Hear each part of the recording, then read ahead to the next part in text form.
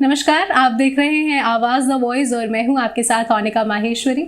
और जैसा कि आप सभी जानते हैं कि हम हमेशा ही आपको कुछ खास शख्सियतों से रूबरू कराते हैं और इसी कड़ी में हमारे साथ आज स्टूडियो में मौजूद हैं गज़ल खान। स्वागत है।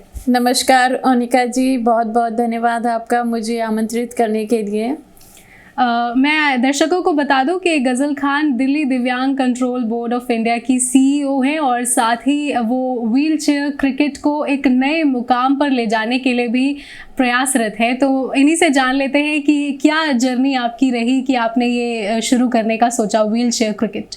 जी, मैं 2014 से इस क्रिकेट के साथ में जुड़ी हुई हूँ। सबसे पहले मैंने एज ए वॉलंटियर इस क्रिकेट को ज्वाइन किया था और 2014 से लेके आज तक नॉन स्टॉप मैं इस क्रिकेट के लिए काम करती आई हूँ। धीरे धीरे स्टेप बाय स्टेप प्रमोट होते होते आज मैं दिव्यांग cricket control board of India की सीईओ हूँ और अंतर्राष्ट्रीय स्तर पर international council of wheel chair cricket में वाइस चेयरपर्सन हूँ। इसके अलावा ICCPC international cricket council for the physically challenge में मैं सेक्रेटरी ऑफ इंटरनेशनल अफेयर्स हूँ।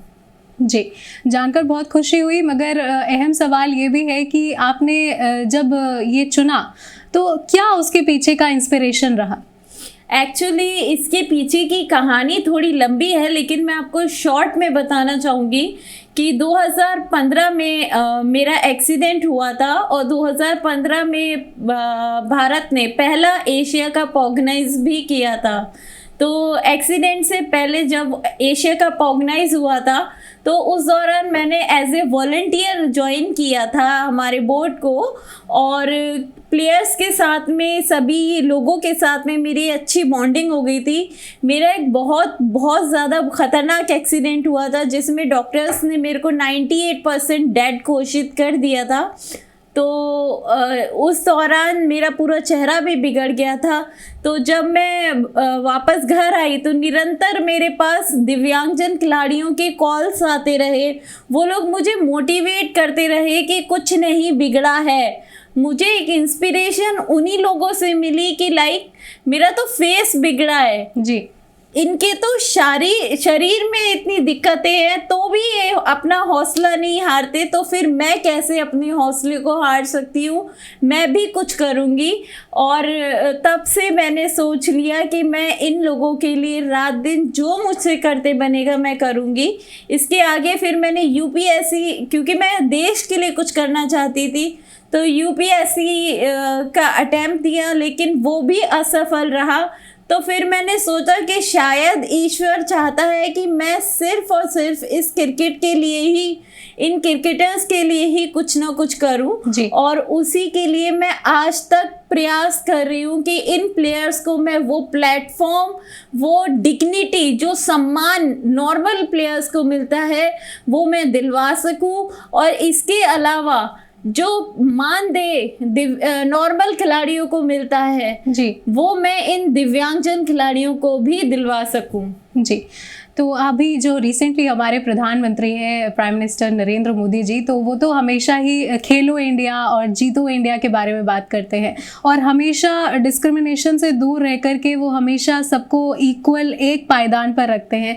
तो आपने उनसे क्या उम्मीदें लगाई हुई हैं और क्या कभी आपने उन्हें कुछ ज्ञापन सौंपा कि आपको वो सपोर्ट करें? जी, एक्चुअली मैं आपको टेक्निकली एक बात बताऊं कि क्रिकेट जो है वो गवर्नमेंट के गैजेट में नहीं आता है और ना ही ये पैरालंपिक का पार्ट है और ना ही गवर्नमेंट ऑफ इंडिया क्रिकेट को अपने गैजेट में लेती है।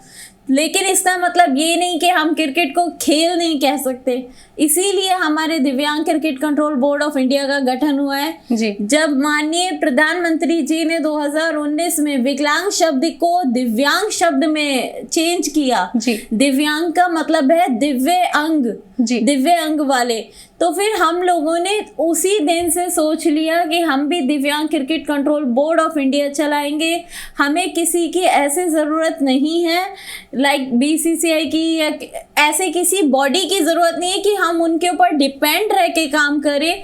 हम खुद को इतना सक्षम बनाएंगे कि हम जो काम अभी तक करते आ रहे हैं दूसरों के दम पे, वो हम अपने दम पे करें जी। और बात रही नरेंद्र मोदी जी की, तो हम लोग कोशिश में हैं कि नरेंद्र मोदी जी तक ये बात हमारी पहुँचे कि उनसे ही हमने इंस्पायर होके, उनसे ही इंस्पिरेशन लेके दिव्यांग cricket control board of India का गठन किया है, जिसमें अभी तक मैं आपको बताना चाहूँगी कि भारतीय दिव्यांग क्रिकेट टीम ने 112 अंतर्राष्ट्रीय मुकाबले खेले हैं, जिसमें से 92 मुकाबलों में जीत दर्ज है, जो कि अपने आप में एक बहुत बड़ा वर्ल्ड रिकॉर्ड है। बहुत शानदार जी। तो ये चीज़ें कम नहीं है, तो दिव्यांग शब्द जो नरेंद्र मोदी जी ने दिया है, तो फिर हमारे दिव्यांगजन खिलाड़ियों ने उस नाम की गरिमा को रखा है। और एक दिन मुझे यकीन है कि हमारे माननीय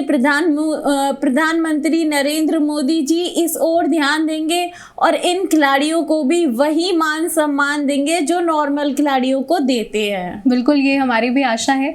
मैं पूछना चाहूँगी कि जब आप कोई चीज़ शुरू करते हैं तो कहीं ना कहीं सहयोग भी चाहिए होता है, स्पॉन्सरशिप, फंड्स कलेक्टिंग, और इन सब में कितने मुस्लिम्स और नॉन मुस्लिम्स आप लोगों को फेवर करते हैं, और इंटरनेशनल के उसमें भी मैं जानना चाहूँगी पर्सपेक्टिव से कि कंट्री वाइज और नेशन वाइड आपको कितनी हेल्प मिल रही है। हम लोगों मतलब रात दिन बहुत कोशिश करते हैं कि मंत्रालय में हम अपना आवेदन कर सके, इस क्रिकेट को हम भारत के गैजेट में ला सके, भारतीय खेल मंत्रालय से इन खिलाड़ियों को समर्थन मिलने लगे। कॉर्पोरेट वर्ल्ड को चाहिए कि आप उनको, अगर वो आपको ये धनराशि दे रहे हैं तो आप उनको क्या डिलीवरेबल्स दे रहे हैं। जी जी जी। उनको इस चीज़ से मतलब होता है, तो कॉर्पोरेट वर्ल्ड तो हमें सपोर्ट करता है जी। बहुत सारे सक्सेसफुल मैचेस और टूर्नामेंट्स ऑर्गेनाइज किए हैं, तो उन मैचेस और टूर्नामेंट्स के बारे में हम जानना चाहेंगे। आपने कुछ DPL T20 भी शुरू किया हुआ है, उस बारे में हमारे दर्शकों को बताएं। जी, सबसे पहले तो सबसे बड़ी जो उपलब्धि है वो है एशिया कप। जी। भारत में सबसे प्रथम एशिया कप 2015 में ऑर्गेनाइज किया गया, जिसे भारतीय दिव्यांग क्रिकेट टीम ने जीता।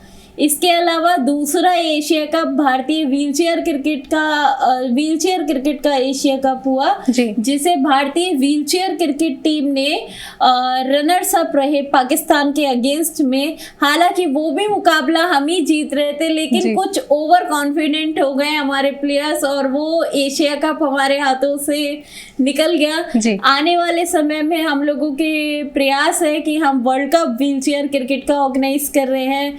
इसके अलावा एशिया कप तृतीय ऑर्गेनाइज कर रहे हैं। और जैसा कि आपने कहा DPL, तो मैं DPL के बारे में थोड़ा सा बताना चाहूँगी कि जब लॉकडाउन हुआ तो उस समय पे सडनली न्यूज़ आई कि IPL दुबई में ऑर्गेनाइज किया जाएगा। BCCI IPL ऑर्गेनाइज करेगी दुबई में। अच्छा। तो बीइंग क्रिकेट लवर, क्रिकेट के फैन हैं हम लोग, तो हमें बड़ी खुशी हुई कि जो मायूसी घर में छाई हुई है, एटलीस्ट कुछ तो एंटरटेनिंग होगा, क्रिकेट हम लोगों को देखने को मिलेगा, जो कि दुबई में ऑर्गेनाइज हो रहा है। लेकिन वहीं मेरे पिताजी, जो कि इस क्रिकेट के फाउंडर हैं, जनक हैं, उनके मन में एक छोटा सा सवाल आया कि क्या ये खिलाड़ी इतने गरीब हैं, हमारे दिव्यांगजन खिलाड़ी इतने गरीब हैं कि ये दुबई में, शारजाह में, अबू धाबी में नहीं खेल सकते? वो खिलाड़ी जो BCCI के खिलाड़ी हैं वो कहीं भी दुनिया में खेल सकते हैं जी। क्या हम इतने मजबूर हैं? तो ये सवाल ने उनको सोने नहीं दिया उस रात, और उन्होंने मेरे साथ, क्योंकि मैं उनकी बेटी हूँ, तो मेरे साथ उन्होंने इस चीज़ को शेयर किया और हम लोगों ने प्लान किया, खासकर मेरे पिताजी ने प्लान किया कि नहीं, मेरे खिलाड़ी भीमराव अंबेडकर साहब जो हम लोगों को संविधान देके गए हैं, उसमें सबको समानता का अधिकार दिया गया है। अगर सब समान हैं, हिंदू, मुस्लिम, सिख, ईसाई, नॉर्मल, दिव्यांग, सब समान हैं, तो फिर ये खिलाड़ी भी समान हैं, ये भी उसी ग्राउंड पे खेलेंगे जहां आईपीएल के खिलाड़ी, बीसीसीआई के खिलाड़ी खेल रहे हैं, पूरी दुनिया के खिलाड़ी खेल रहे हैं। और उसी के लिए हम लोगों ने रात दिन अपना लगाना शुरू कर दिया और उसका फल ये निकला कि 2021 में हम यहाँ से 96 प्लेयर्स के साथ दुबई शारजाह इंटरनेशनल स्टेडियम गए जी। और शारजाह इंटरनेशनल स्टेडियम के उसी मैदान पे हम लोगों ने भी डीपीएल ऑर्गेनाइज करा जहां बीसीसीआई के खिलाड़ियों ने आईपीएल खेला था। हालांकि इसके बाद हमारे कुछ खिलाड़ी, लगभग 19-20 खिलाड़ी कोविड पॉजिटिव हो गए जी। तो उनको वहाँ पे 5 स्टार रमाडा प्लाजा होटल में रखे, उनका प्रॉपर ट्रीटमेंट कराया गया। 14-15 दिन का खर्चा और बढ़ गया जी। काफ़ी हम लोग मतलब लॉस में आए, लेकिन बावजूद इसके वो हमारा सक्सेसफुल इवेंट रहा जी। और अब हम दूसरा एडिशन उसका करने जा रहे हैं जिसमें हम इंटरनेशनल प्लेयर्स भी ऐड करने वाले हैं। लास्ट टाइम 6 टीम्स ने पार्टिसिपेट किया था, इस बार 8 टीमें पार्टिसिपेट करेंगी एंड आई एम द को फाउंडर ऑफ डीपीएल। बहुत ही अच्छा लगा जानकर। और ये भी जानना चाहूँगी साथ में कि अभी आपका स्टेट वाइज और इंटरनेशनल वाइज कितने प्लेयर्स और टीम्स आपकी बनी हुई है, नंबर ऑफ टीम्स कितनी है? ओके, व्हीलचेयर क्रिकेट की बात करूँ तो 16 राज्यों में हमारी जो टीम्स है वो बन चुकी हैं, एसोसिएशंस हमारे पास है। और स्टैंडिंग की बात करी जाए तो 28 स्टेट्स में हमारे पास स्टैंडिंग की टीम्स है। कुछ बहुत बड़े राज्य हैं जैसे उत्तर प्रदेश, तो फिर एक टीम बनाना इम्पॉसिबल है जी। तो उत्तर प्रदेश में ही 3 टीम्स है। यानी कि आप ये कहना चाह रही है कि एंट्रीज ही इतनी सारी है? बहुत, मोर देन 4000 प्लेयर्स हमारे दिव्यांग cricket control board of India के साथ रजिस्टर्ड हैं ऑल ओवर इंडिया से। बहुत ही अच्छी बात है जी। तो मैं जानना चाहूंगी कि ज्वाइनिंग का क्या प्रोसीजर है अगर कोई जुड़ना चाहे आपकी टीम से? तो अगर कोई हमारे साथ जुड़ना चाहता है तो हम उससे उसका स्टेट पूछते हैं कि वो कौन से स्टेट से बिलोंग करता है, और वो जिस भी स्टेट से, सपोज कि वो महाराष्ट्र से बिलोंग करता है तो हम महाराष्ट्र के कोऑर्डिनेटर को उसका नंबर दे देते हैं और उनका संपर्क आपस में करा देते हैं और वो फिर जैसी उसकी परफॉर्मेंस होती है उस हिसाब से वो उनको आगे डील करते हैं। कुछ कैंप्स वगैरह भी ऑर्गेनाइज किए जाते हैं स्टेट एसोसिएशंस के माध्यम से।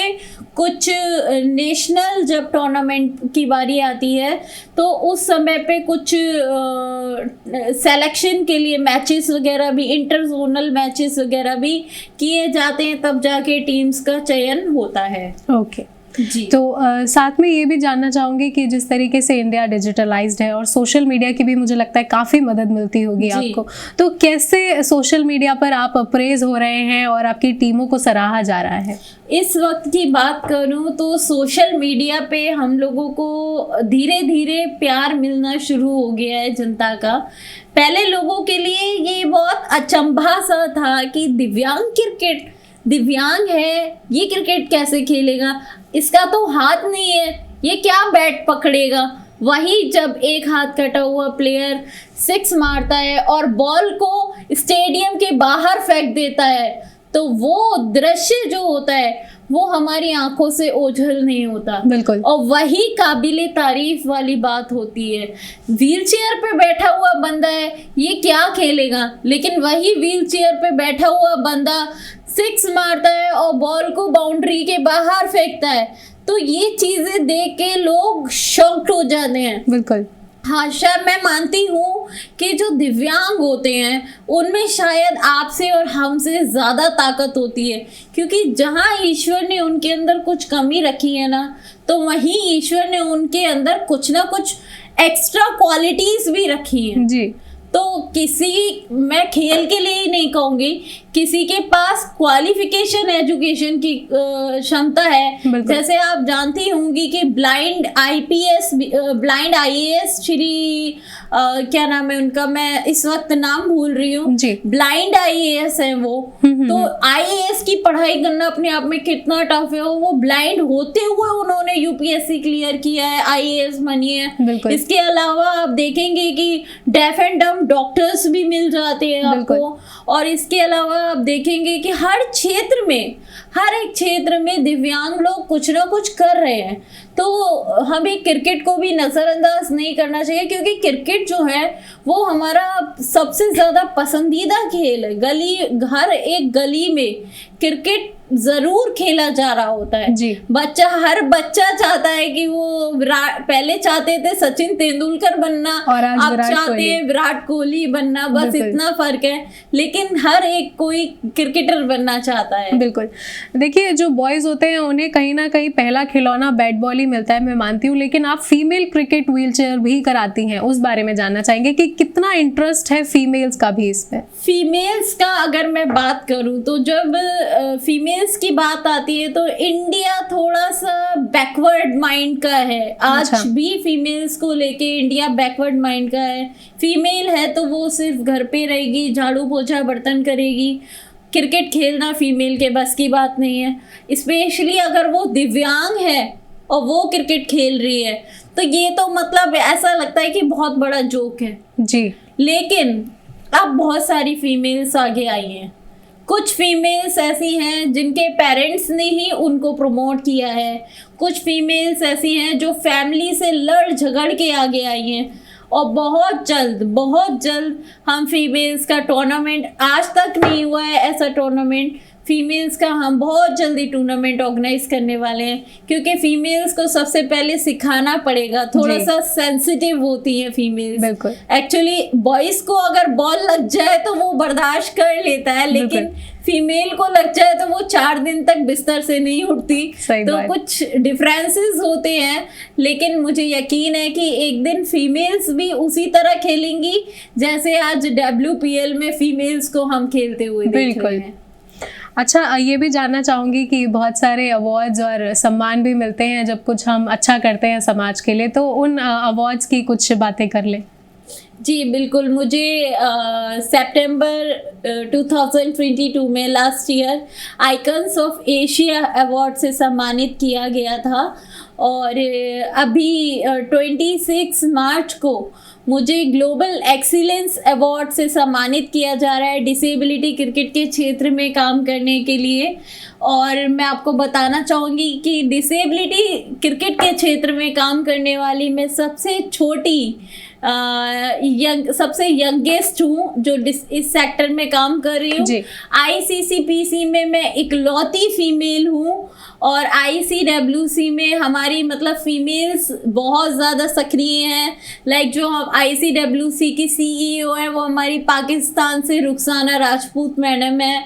इसके अलावा श्रीलंका से सुलेहा मीरा जी हैं जो कि श्रीलंका की टीम को संभालती है। तो फीमेल लीडर्स भी आगे आ रही हैं। यहाँ पे फीमेल एम्पावरमेंट और डिसेबिलिटी सेक्टर, ये दोनों का एक कॉम्बिनेशन है जो कि अपने आप में एक बहुत बड़ा एग्जाम्पल है। जी। देखिए, कहीं ना कहीं भारत और पाकिस्तान का जो रिश्ता है वो अभी भी डगमगाता रहता है हमेशा से। तो खिलाड़ियों को पहले लिया करते थे टीम में, लेकिन अब नहीं लिया जाता भारतीय टीम में। लेकिन मैंने सुना है कि आपके पिताजी ने ऐसा किया था, पाकिस्तान के खिलाड़ियों और इंडिया के खिलाड़ियों का एक मैच कराया था। और वो जो आपके पिताजी एक अलग ही तरीके से जर्नलिस्ट के बीच में जाने जाते थे, वो वाकया ज़रा आप शेयर करें हमारे साथ। जी, एक्चुअली मेरे पिताजी ने जब ये क्रिकेट को शुरू किया तो एक्चुअली पहले ये क्रिकेट इस तरीके की क्रिकेट नहीं होती थी। वो सिर्फ एक सोशल कॉज के तौर पे क्रिकेट होती थी कि डिसेबल्ड लोगों का सेलिब्रिटीज़ के साथ में क्रिकेट करा दिया, जो भी फंड आया वो उन्हीं में डिस्ट्रीब्यूट कर दिया, ये उनका उद्देश्य था। लेकिन जो क्रिकेट एक्चुअल क्रिकेट होती है उसमें नेशनल टूर्नामेंट होता है, इंटरनेशनल टूर्नामेंट होता है, परफॉर्मेंस होती है, एनालिसिस होता है, और तब जाके वो विनिंग मोमेंट्स वगैरह सारी चीज़ें इन्वॉल्व की जाती हैं। तो मेरे फादर ने पाया कि इंडिया के अंदर कोई ऐसा क्रिकेट नहीं चल रहा है जी। तो मेरे फादर ने कांटेक्ट कुछ किया पाकिस्तान में और पाकिस्तान में शोएब अख्तर जी से मेरे फादर का कांटेक्ट हुआ और उनकी मदद के साथ में डिसेबल्ड क्रिकेट टीम उन्होंने पाकिस्तान की बनाई और सबसे पहला जो टूर हुआ वो इंडिया वर्सेस पाकिस्तान हुआ 2008 में। उसके बाद फिर 26/11 का अटैक हो गया तो जो भी रिलेशन था वो पूरा ख़त्म हो गया, बर्बाद हो गया। तो क्योंकि एक्चुअली क्या होता है कि करता कोई है लेकिन भरता कोई है, हर कोई है। तो करना किसी और का था, भरना सबको पड़ा। तो वो जो रिलेशन ख़राब हुआ तो फिर मेरे फादर ने रिसर्च आउट करना शुरू करा कि अब किसके साथ में हमारी भारतीय टीम खेलेगी, क्योंकि इंडिया टीम का वजूद तब है जब वो किसी इंटरनेशनल अदर टीम के साथ में खेल रही है। इंडिया खुद इंडिया के साथ खेल के वो इंडिया टीम नहीं कहलाएगी। बिल्कुल। इंडिया अगर किसी भी टीम के साथ खेलेगी तब वो कहलाएगी कि हाँ नेशनल टीम है, इंटरनेशनल टीम है। तो बांग्लादेश में मेरे फादर को फेसबुक पर एक व्हीलचेयर यूज़र मिला जिसका नाम है मोहसिन।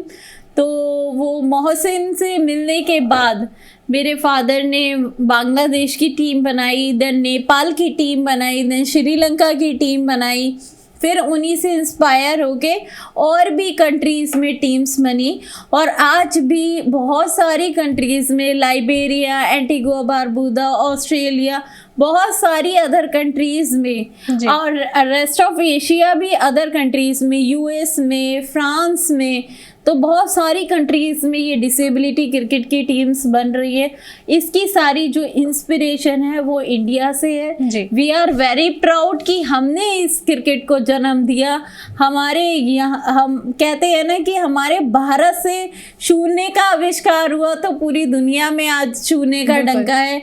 ऐसे ही डिसेबिलिटी क्रिकेट का आविष्कार भी हमारे भारत से हुआ और पूरी दुनिया में इस गेम को खेला जाएगा। जी, ये बहुत ही अच्छी बात है और हमें भी काफ़ी गर्व है कि आप हिंदुस्तान से हैं। Thank you. और साथ ही साथ ये जानना चाहूँगी कि फ्यूचरिस्टिक प्लान्स क्या हैं, क्योंकि जिस तरीके से आपने बताया कि बहुत स्ट्रगल है स्पॉन्सरशिप और फंड्स कलेक्टिंग में, तो फ्यूचरिस्टिक प्लान्स क्या हैं आपको इसे और आगे ले जाने के लिए? जी, एक्चुअली मैं अपना एकेडमिक्स बैकग्राउंड बताऊं तो मैं MBA ड्रॉप आउट हूँ।